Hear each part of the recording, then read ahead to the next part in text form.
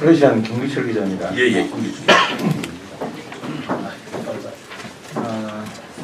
이제 어쨌든 대통령 선거에서 윤석열 후보가 당선이 되셨고요. 그러면서 국민이 탄력을 받는 시점인데 공교롭게도 이제 세종시는 민주당이 더 앞선 결과가 나왔거든요. 그래서 이제 우리 예상할 수 없는 흔들리지 않겠냐라는 이런 나왔어요. 네. 또 이제 당내에서도 지금 이제 성화영 후보라든지 성화영 씨라든지 성선재 씨라든지 이런 다른 분들의 또한 그 출마에 또 예상되고 있습니다. 그러면 일단은 당내에서는 어떻게 정리를 할 것인가 하는 거를 여쭙고 싶고요. 그 다음에 이제 그 시장 선거에서 필승 전략이라고 할까요? 무슨 소개를 좀 부탁드리겠습니다. 뭐 당내 문제가 됐든 또 상대방 후보도 나오시겠죠. 그분들을 어떻게 할 것이냐는 전략 저는 없습니다. 앞만 보고 두벅두벅 제가 가진 철학과 정책을 시민들한테 알리고 그것으로 시민을 지지를 받는다면 그것이 저희 최대의 전략이라고 생각합니다.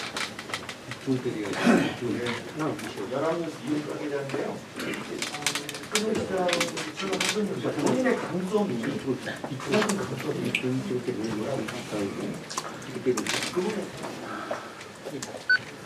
저의 강점이라고 아니면 감히 제가 제 자랑을 하는 것 같아서 죄송합니다만 저는 행정가 출신입니다.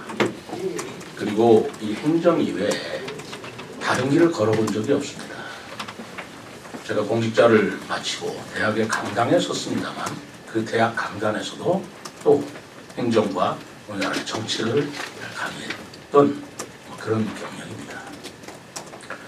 저의 강점이라고 말할 것 같으면 지역 행정, 지역 경영, 특히 지방자치에 관한 저만한 전문가가 흔치 않을 것이다라고 생각을 합니다.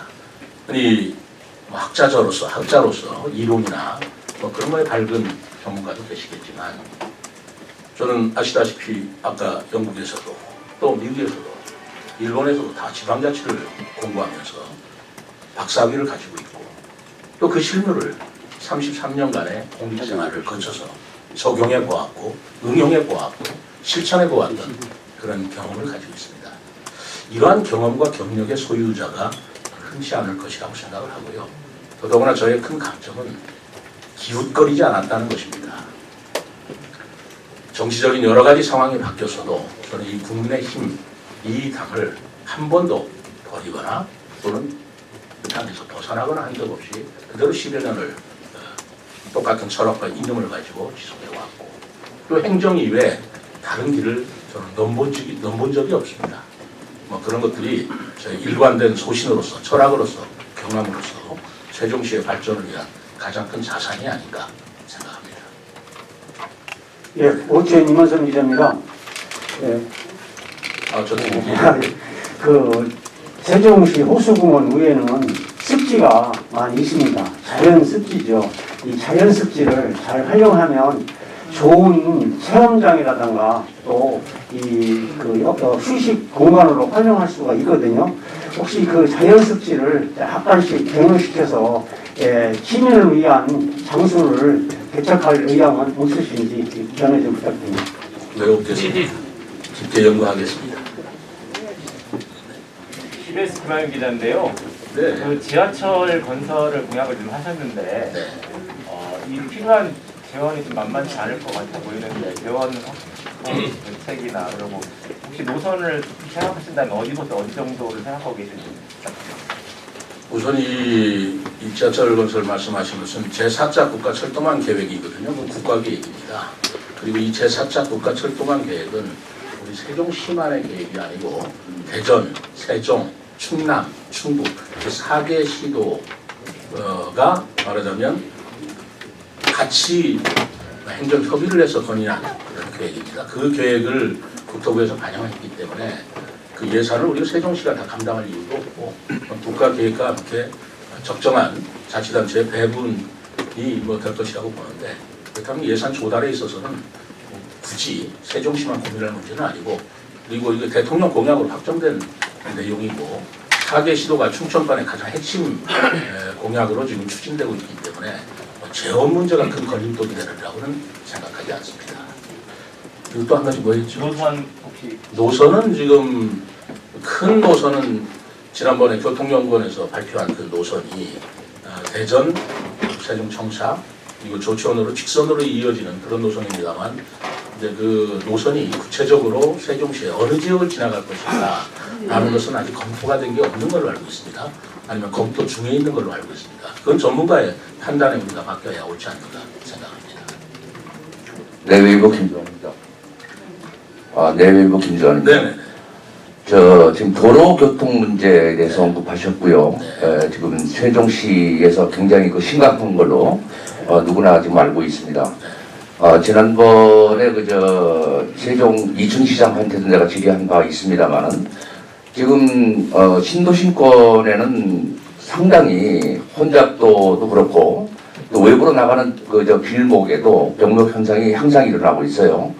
그래서 지금 강북과 강남 쪽으로 해서 강변도로를 신설해서 세종시 동맥과 같은 도로를 신설하는 게 어떠냐 하는 의견들이 많이 나오고 있습니다. 이 점에 대해서 어떻게 생각하십니까? 여러 가지 안이 강구되고 제시될 수 있겠죠. 그런데 저는 지금의 현재 도로 계획으로 2030년까지 계속 세종시를 밀고 가서는 도로 문제가 해결이 될 일은커녕 악화될 거라는 좀 우려를 가지고 있습니다. 공감하시라고 생각합니다. 그래서 구체적으로 여러 계획이 있죠. 트램 계획도 있고 간선도로도 있고 BRT 도로 노선 변경도 있고 그러는데 이 부분은 제가 도로 계획만큼만은 전면 재검토하겠다라는 말씀을 드렸고 그렇게 할 생각입니다. 네, 뉴스룸 홍근진인데요. 오늘 선관위 예비군하셨고 나선을 하셨는데 그동안 대선 때문에 모든 당원들이나 우리 시장위원장님께서도 올인을 하셨고 감사합니다. 그때마다 이제 제가 몇 차례 언급을 하신 걸로 알고 있는데 특히 세종을구의 당협위원장 문제를 여쭤봤을 때 시장 후보 등록을 하는 경우에는 사퇴를 시키겠다 이런 또 시장 후보로 등록하는 사람은 당협위원장을 맡지 않는 게 좋지 않겠냐 이런 의견을 내셨는데 그러면 지금 위원장님께서는 당협위원장도 맡고 계시고 시당위원장도 맡고 계시는데 그 문제는 어떻게 해결하실 건지 좀 궁금하고요. 한 가지 그다음에 관련해서 일각 일부에서 나오는 의견이지만 우리 오늘 예비 후보님의 경력 같으면 또 그 전에 총리 비서실장까지 하셨고 새 정부에서 좀 중책을 맡을 가능성이 있는데 시장 후보로 나서시는 건 좀 아깝지 않느냐 하는 의견도 덜어 있습니다. 예. 그 부분에 대해서 본인의 생각은 어떠신지 하나 하고요. 마지막으로 오늘 발표하신 공약 중에 제 눈에 띄는 게 이제 여성이 사기 좋은 도시를 만들겠다 하셨는데 사실은 윤석열 당선인은 여성가족부를 폐지하겠다라는 어떻게 반대 입장을 지금 견지하고 있는데 만약에 시장이 되셔서 이 부분을 추진하시려면 좀 애로사항이 있지 않겠나 하는 생각이 드는데 어떻게 생각하시는지 세 가지입니다. 이상입니다. 아주 날카로운 질문을 주셨습니다. 우선 당협위원장 단체장에 부과하고자 하는 사람의 당협위원장 사퇴 문제는 중앙당에 아주 명쾌하고 뚜렷한 지침이 내려와 있습니다. 어제도 그 회의가 있었는데요. 4월 1일부로 다 사퇴하라 이렇게 되어 있습니다. 그래서 저도 사퇴하라 마라를 떠나서 또 공정한 시의원 후보자들의 공천 문제도 있지 않겠습니까? 그래서 저는 이미 출마할 적에는 제가 당협위원장을 사퇴하려고 마음먹고 있었고 그리고 그게 당원 당규상에 사퇴하도록 되어 있기 때문에 사퇴할 의지가 있느냐 없느냐하고는 무관하게 사퇴드려야 됩니다. 시당위원장도 그러면 같이 시당위원장은 직무가 정지가 됩니다. 네. 제가 이 보고 하면서 시당위원장으로서 역할도 정지가 되는 것이기 때문에 사퇴라기면 직무가 정지가 되는 걸로 그렇게 당헌정에 되어 있습니다. 그거는 이제 그 시당 위원장 정리는 지금 중앙당에서 4월 1일부로 전부 다 사퇴하는 것으로 이렇게 지침이 내려와 있어서 한 일주일 상관이겠습니다만 4월 1일부로 퇴직돼 있고 그거를 떠나서 그 공천심사를 하지 않습니까? 중앙당에 공천심사를 신청할 때 당직 사퇴서를 내야 됩니다. 그러니까 뭐 오늘 해야 된다 안 해야 된다가 중요한 게 아니고. 근데 그렇게 되면 죄송한데요, 말씀 네. 중에 지금 시당의 책임자가 없이 지방선거를 치르게 된다는 뜻인가요? 아니면 다른 시당위원장을 중앙에서 임명을 한다는 뜻인가요? 시당 위원장으로서의 직무가 정지되는 것이고요. 그 정지된 그 시당 위원장의 업무를 수석 부위원장이 직무대를 하게 되는 것인지 아니면 중앙당에서 새로운 말하자면 그 관리 체계를 만들 것인지 그거는 제가 지금 정확하게 지침을 못 받았습니다. 중앙의 중청 문제 말씀하시는 데 대단히 과찬의 말씀인 것 같아서 감사합니다만 아직 저는 그런 제안을 받은 적도 없고 저는 지금 아까 말씀드렸지 않습니까? 세종시장으로 제가 뚜벅뚜벅 갈 뿐이다 라는 걸로 말씀을 대신하겠습니다. 뭐 그 전에 그런 제안이 있다 하더라도 저는 세종시장으로 그대로 직진할 따름이지 기웃거리지 않겠습니다. 예, 세종메일의 김재원 기자입니다. 여성 문제 한 가지 답변 좀 드리겠습니다. 여성 문제. 그리고 여성이 살고 싶은 또 여성이 떠나지 않는 세종시로 만들겠다라고 하는 것은 여성가족부 폐지 문제 이런 거하고는 전혀 무관한 아주 근본적이고 본질적인 문제라고 생각합니다. 어느 부처가 있고 없고는 그건 어느 정부가 들었으냐에 따라서 다 변동이 있는 거 아니겠습니까? 여성가족부가 폐지됐다고 해서 여성 문제를 소홀히 하겠다든가 여성을 무시한다는 것이 아니죠. 오히려 여성 문제를 더 나은 방향으로 어떻게 증진시킬 것인가 라는 문제라든가 그 어떤 성간의 젠더 문제라고 합니다만 성간의 평등 문제를 어떻게 구현할 것인가를 부처 차원에서 기구 문제를 다시 검토하겠다는 얘기지 그 얘기와 함께 여성의 문제를 무시하거나 여성의 문제를 저는 가볍게 본다든가 그거하고는 전혀 무관하다고 봅니다. 저는 그거와 관련 없이 우리나라 여성이 얼마나 중요합니까? 왜냐하면 아이들을 가르치잖아요. 아이들을 길러내는 엄마들 아닙니까? 그분들을 무시하고 그분들을 가볍게 여기는 정책이라는 게 어느 정부인들 그게 정통성을 인정받을 수 있겠습니까? 저는 그런 뜻을 말씀드리는 겁니다. 예, TV 세종메일 김재헌 기자입니다. 두 가지만 여쭙겠습니다. 네. 첫째는 세종시 아까 공실 문제를 언급하셨는데 뭐 생각하신 것 이상으로 80% 이상이 지금 공실이고 통계를 보면 개업 후에 8.5개월, 즉 8개월 만에 개업을 한다는 그런 통계가 부끄럽게도 세종시에 있습니다. 물론 뭐 코로나 상황도 있지만 그러나 가장 실질적인 이 세종시의 문제는 지구 단위 계획에 있어서 유흥시설이 전혀 없다는 겁니다. 유흥시설이 있어야 그 주변으로 많은 상권이 생기게 되는데 세종시는 흔히 말하는 모텔도 없고 호텔도 뭐 서민들을 위한 호텔이나 이런 것도 없고 이래서 여기에 대한 어떤 구체적인 계획을 좀 가지고 계신지 그 다음에 코로나 상황으로 인해서 지금 윤석열 정부가 취임과 동시에 실손해보상을 해준다고 하는데 여기에 또 같이 세종시도 그런 구체적인 계획대로 좀 세우고 계신지 이 두 가지를 여쭈고 싶습니다. 세 가지네요. 세 가지. 네. 우선 공실 문제는 아까 8개 80%라고 그랬는데 제가 가지고 있는 통계로는 2021년도 기준으로 동지역의 상가 공실률이 38.6%입니다. 그래서 제가 약 4개라고 표현을 했습니다.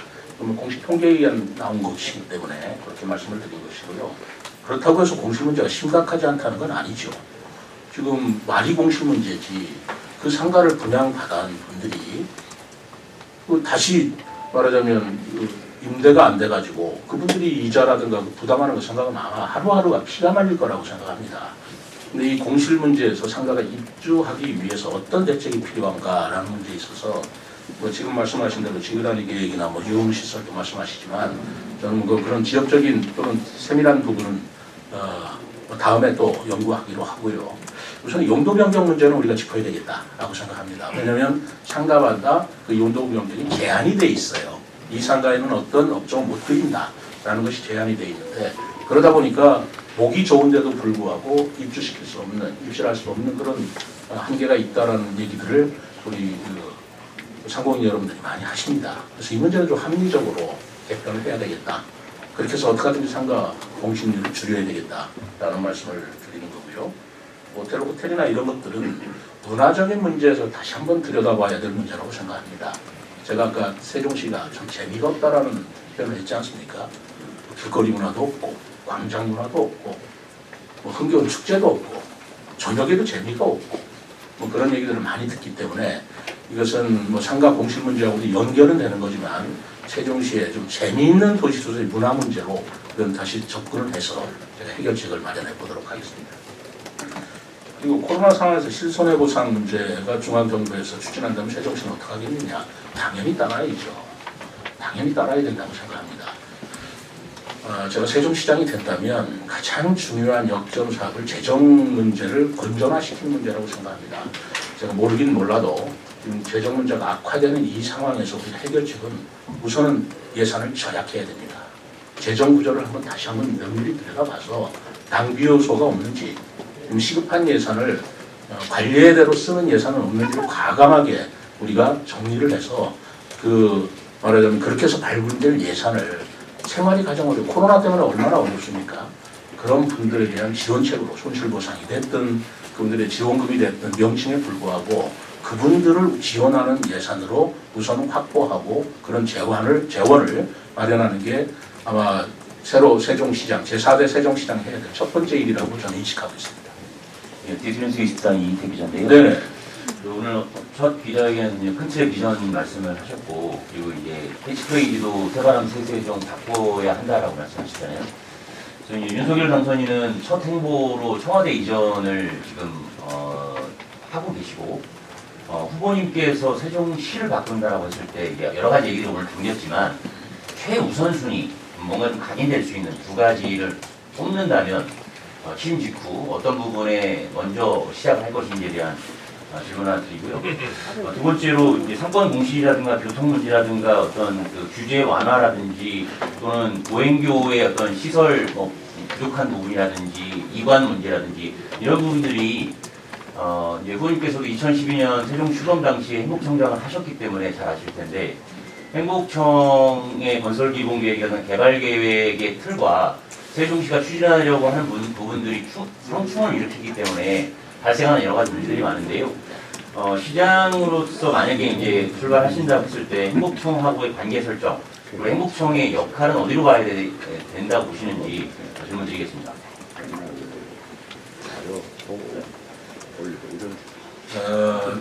윤석열 정부에서는 이제 청와대 제2집무실을 여기다 설치를 하고요. 국회 분원도 또 설치한다.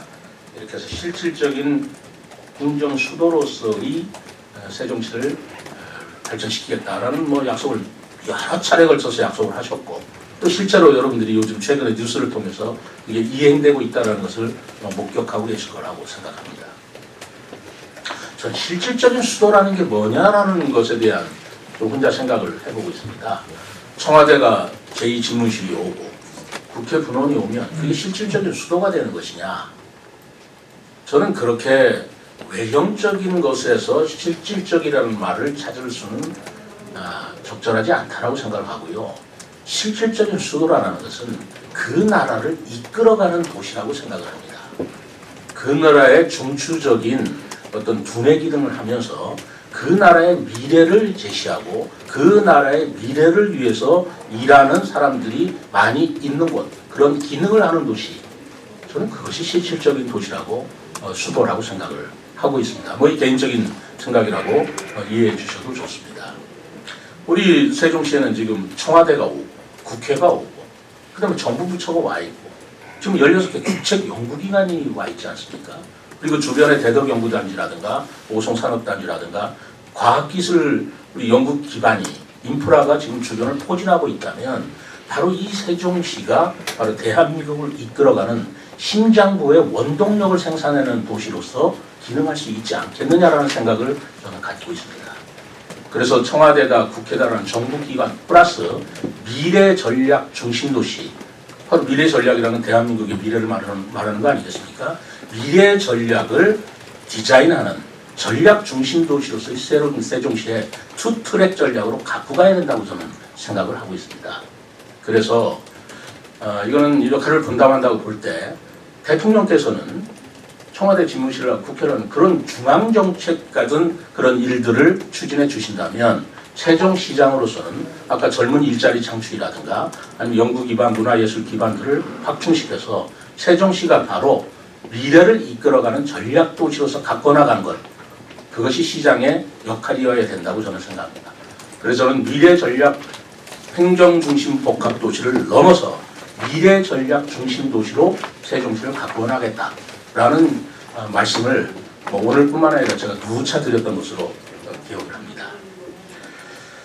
그리고 보행기 문제라든가 여러 가지 규제 완화라든가 라는 것에 있어서 행복청과의 관계 설정 문제인데 이 문제는 제가 좀 들여다봐야 되겠어요. 지금 제가 행복건설청장을 했습니다만 지금 그 실무에서 현장에서 좀 떨어져 있었기 때문에 지금 세종시와 행복청과의 관계가 어떻게 되어 있는지 좀 들여다보면서 LH와의 관계도 마찬가지라고 생각을 합니다. 그런데 가지고 있는 방향은 뚜렷해요. 세종시의 권한과 역할이 커져야 된다는 겁니다.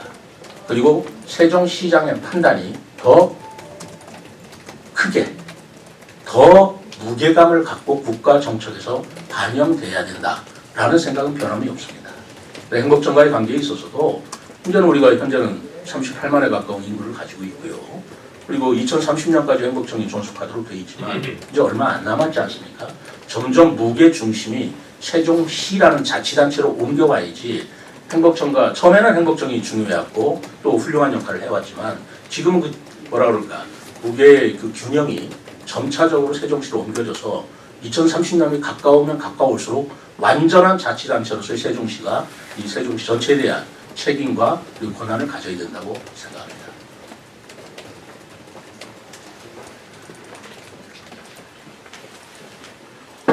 또 질문 있으십니까? 추가로 하나 더 여쭤봐도 될까요? 예. 얼마든지. 아까 말씀하신 그 지구 단위 계획이나 용적률 문제와 가장 관계 깊은 것이 관광지구거든요.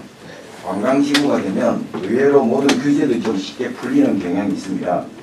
예를 들면 아까 세동보와 연계해서 지금 합강에서부터 공주까지 긴 그 뚝을 좀 관광지구로 지정을 해주시면 사실상 세종시의 가장 상가 공실 비율이 높은 곳이 수변 상가입니다.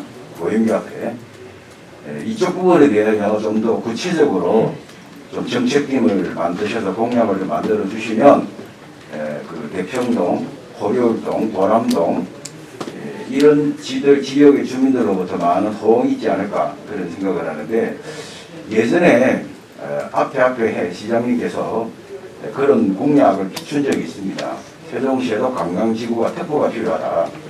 관광특구가 생기게 되면 관광호텔 또 노천 카페도 만드신 법률적 제한이 풀립니다. 이런 것들을 좀 더 구체적으로 정책팀을 따셔서 좀 만들어 주시면 많은 호응이 있을 것이라고 생각하는데 후보님 생각은 어떠신지?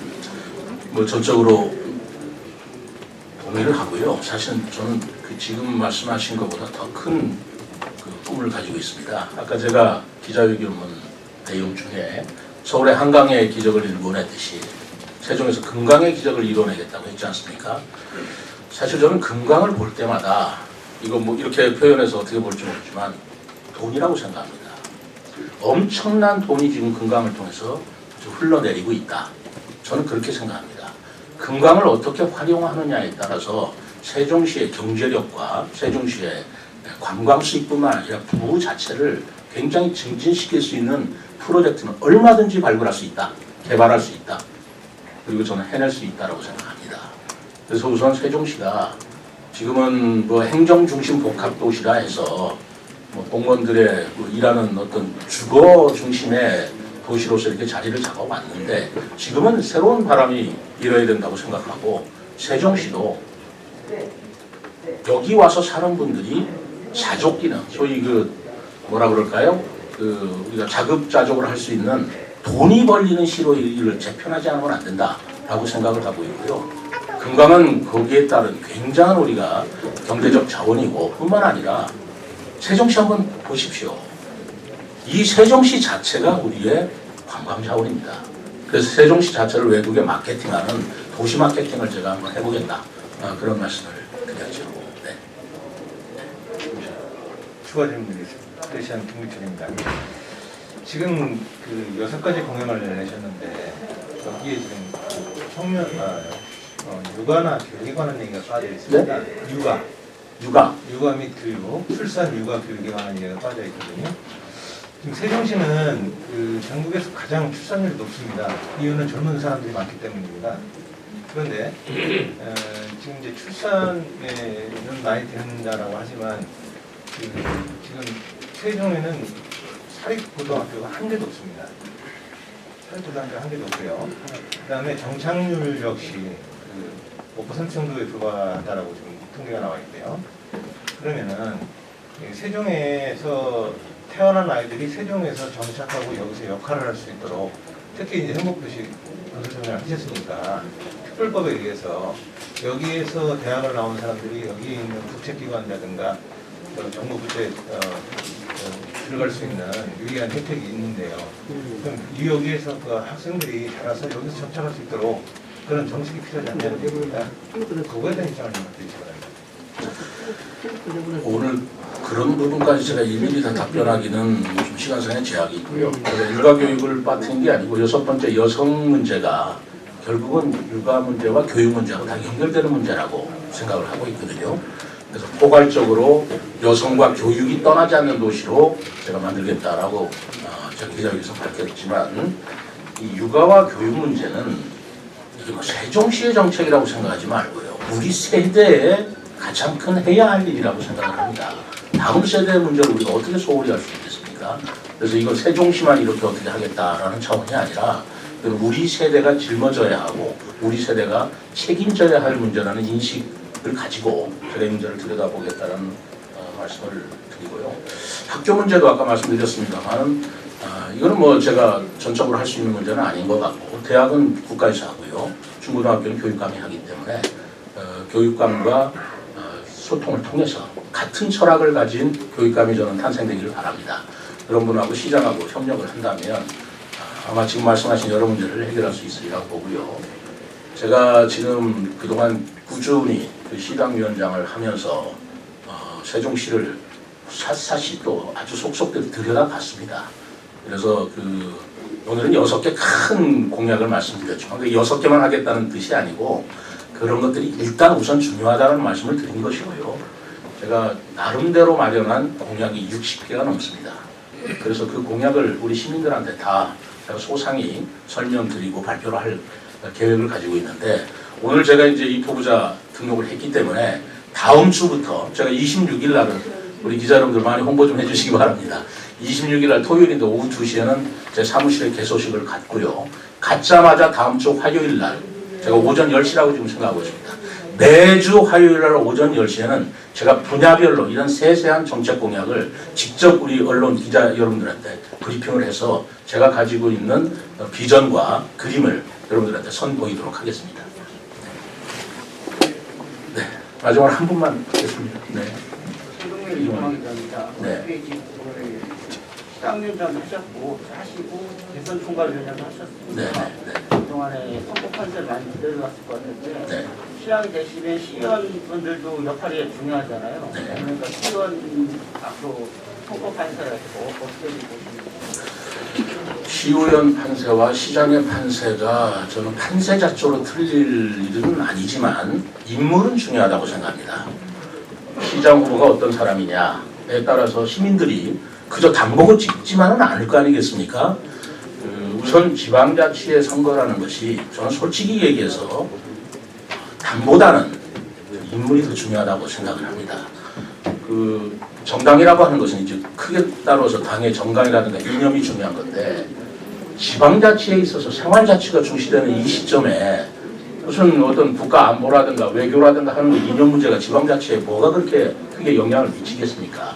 그거보다는 어떤 인물이 어떤 비전을 가지고 시정을 이끄느냐에 따라서 우리 시민들의 결정과 판단이 난 주어질 거라고 생각하기 때문에 시장도 마찬가지고 시의원들도 시민들한테 말하자면 인정받을 수 있는 유능한 인물들이 공천이 된다면 판세는 얼마든지 뒤집어낼 수 있으리라고 저는 생각합니다.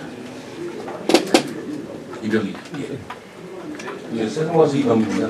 지금 선대위를 지금 꾸리셨습니까? 선대위를 꾸렸습니다. 꾸려서 26일 날 개소식을 할 때 발표를 하려고 합니다. 대략의 면면을 좀 말씀해 주실 수 있을까요? 저는 이번에 선대위를 꾸리면서 윤석열 대통령 후보 시절의 선대위에 상당히 교훈을 받았어요.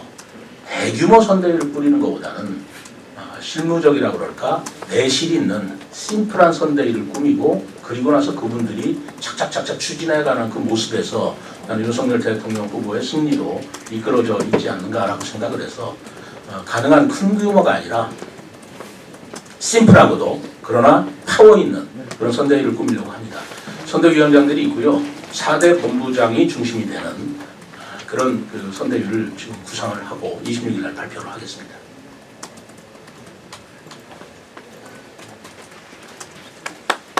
자, 그러면 시간이 많이 흘렀습니다만 여러분들 좀 많이 와주시고 또 아주 진지하게 질문도 해주시고 그리고 제 말씀을 경청해 주셔서 다시 한번 감사드립니다. 제가 열심히 노력하고 그리고 당선되어서 바로 이 시청 이 자리에서 여러분들 다시 뵙고 또 여러분들의 말씀을 듣고 배우도록 하겠습니다.